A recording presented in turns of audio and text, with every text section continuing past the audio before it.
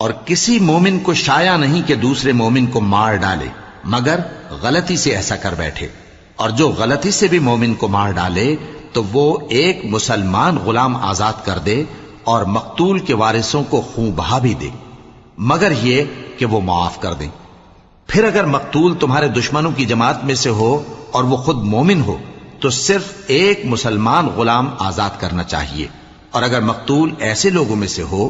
جن میں اور تم میں صلح کا عہد ہو تو وارثان مقتول کو خون بہا دینا اور ایک مسلمان غلام آزاد کرنا چاہیے،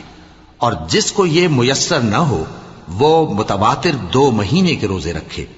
یہ کفارہ اللہ کی طرف سے قبول توبہ کے لیے ہے، اور اللہ سب کچھ جانتا ہے،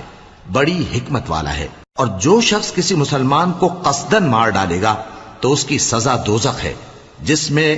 وہ ہمیشہ جلتا رہے گا، اور اللہ